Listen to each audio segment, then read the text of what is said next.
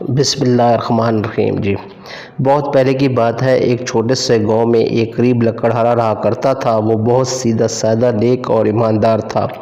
روز جنگل سے لکڑیاں کاٹ کے لاتا، ان کا گٹھڑا بناتا اور گاؤں کے بازار میں جا کر فروخت کر دیتا۔ اس طرح اس کا اور اس کے گھر کا گزر بسر ہو جاتا۔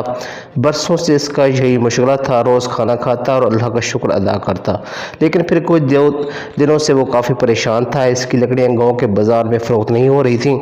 جس دن لکڑیاں فروخت نہ ہوتی وہ انہیں گھر واپس لے آتا۔ اس طرح کچھ ہی دنوں میں اس کے گھر لکڑیوں کا انبار لگ گیا تھا۔ آج بھی جب اس نے جنگل میں جا کر لکڑیاں کاٹی اور ان کا گٹھڑا بنا کر رکھا تو اس کے چہرے پر مایوسی جھلک رہی تھی۔ تھک ہار کر ایک درخت سے ٹیک لگائے وہ سوچ رہا تھا کہ اگر لکڑیاں آج بھی فروخت نہ ہوئی تو گھر میں سب کو بھوکا رہنا پڑے گا۔ یہی سب سوچتے سوچتے اس کے ذہن میں ایک بات ہے کہ کیوں نہ شہر جا کر یہ لکڑیاں فروخت کرے۔ شہر اس کے گاؤں سے بہت دور نہیں تھا۔ یہ بات اس کے ذہن میں بیٹھ کر وہ جنگل سے سیدھا شہر کی طرف روانہ ہو گیا۔ رات ہو رہی تھی، چاند دھیرے دھیرے روشنی بکھیر رہا تھا، ٹھنڈی ہوائیں چل رہی تھیں۔ لکڑہارا چلتے چلتے رات کے پچھلے پہر شہر پہنچ گیا اور بہت بڑے شمالی دروازے کے قریب بیٹھ گیا۔ قلعے میں ایک بہت سا بڑا دروازہ تھا جس سے شہر میں داخل ہوا جاتا تھا۔ دروازہ اس وقت بند تھا، اس لیے لکڑہارا وہیں بیٹھ گیا اور صبح کا انتظار کرنے لگا۔ اس نے سوچ رکھا تھا کہ جیسے ہی بڑا دروازہ کھلے گا وہ شہر جا کر اپنی لکڑیاں فروخت کرے گا، مگر قسمت ایک عجیب کھیل کھیلی تھی۔ جو راجا اب تک پورے ملک پر حکومت کرتا تھا وہ بوڑھا ہو چکا تھا، اس کے کوئی اولاد بھی نہیں تھی۔ اس رات وہ اپنے وزیروں، مشیروں، درباریوں کے ساتھ اس قلعے میں آیا ہوا تھا جس کے شمالی دروازے میں سائے میں لکڑہارا سوچ میں ڈوبا صبح کا انتظار کر رہا تھا۔ اصل اس ملک کا دستور تھا کہ اہم کام کا فیصلہ بجائے بادشاہ، مشیر یا وزیروں کے دربار کا سب سے بڑا وجود نمائندگی کرتا تھا تاکہ کسی قسم کی پریشانی کا سامنا نہ کرنا پڑے۔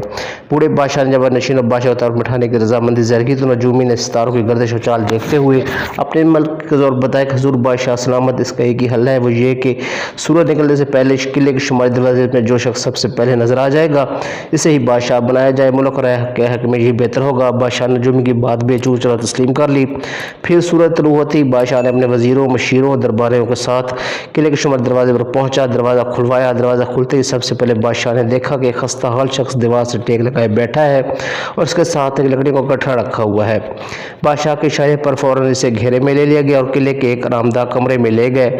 بیچارہ لکڑہارا بری طرح گھبرایا ہوا تھا اور سمجھ نہیں رہا تھا کہ آخر اسے کس جرم میں گرفتار کیا گیا ہے، اس کا قصور کیا ہے، اب اس کے گھر والوں کا کیا ہوگا۔ بس اس کی آنکھوں میں آنسو آ گئے۔ کچھ ہی دیر گزری تھی کہ بادشاہ اپنے وزیروں، مشیروں، درباریوں اور نجومی کے ساتھ کمرے میں داخل ہوئے۔ بادشاہ کے دیکھتے لکڑہارا اپنی رہائی کے لیے گڑگڑانے لگا، اپنی بے گناہی ثابت کرنے لگا۔ تب نجومی نے اپنے بھاری بھرکم آواز میں کہا، اے شخص، اپنے بارے میں سب کچھ بتا کہ تو کون ہے، کہاں سے ہے اور کیا کرتا ہے۔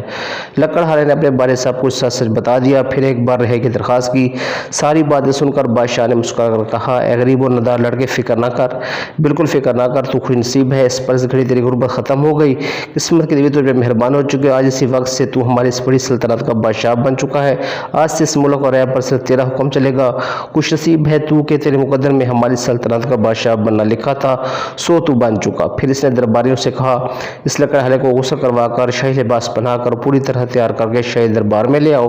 ہم سب کے سامنے نئے بادشاہ کی رسم تاج پوشی اپنے ہاتھوں سے کریں گے۔ بادشاہ کے حکم کی تعمیل کی گئی۔ لکڑہارے کو سب کچھ سمجھا دیا گیا، پھر اسے پوری طرح تیار کر کے وقت مقررہ پر شاہی دربار کی طرف لے جایا گیا۔ جب لکڑہارا دربار میں پہنچا تو تمام لوگوں نے اسے دیکھ کر تنظیم سے اٹھ کر کھڑے ہوئے۔ اس نے پورے دربار پر نظر ڈالی، حکم دیا کہ وزیر اعظم، سپہ سالار اور شاہی نجومی میرے قریب آ جائیں۔ اس کا حکم سن کر تینوں اس کے قریب پہنچ گئے۔ لکڑہارے نے وزیر اعظم کے دائیں، سپہ سالار کے بائیں کندھوں کا سہارا لیا، شاہی نجومی کو اپنے پیچھے کیا اور آہستہ چلتے چلتے تخت پر جا بیٹھا۔ دستور کے مطابق بوڑھے بادشاہ نے اپنے ہاتھوں سے اس کی رسم تاج پوشی کی اور بغیر اس کے بادشاہ اور اگلا سب نے بھرپور تالیوں کی گونج میں بادشاہ کو مبارکباد دی۔ جب تمام درباری، وزراء، مشیر دیگر اپنی جگہ پر بیٹھ گئے تو بوڑھے بادشاہ نے بادشاہ سے پوچھا، ایک بات میری سمجھ میں نہیں آئی کہ تو نے بادشاہ تندرست و جوان ہو اور طاقتور بھی، روز لکڑیوں کا گٹھڑا جنگل سے گاؤں تک لے جاتے ہو، پھر کیا بات کے دربار میں آتے ہو تم نے وزیر اعظم، سپہ سالار کے کندھوں کا سہارا لیا اور شاہی نجومی کو اپنی پشت پر کھڑا کیا۔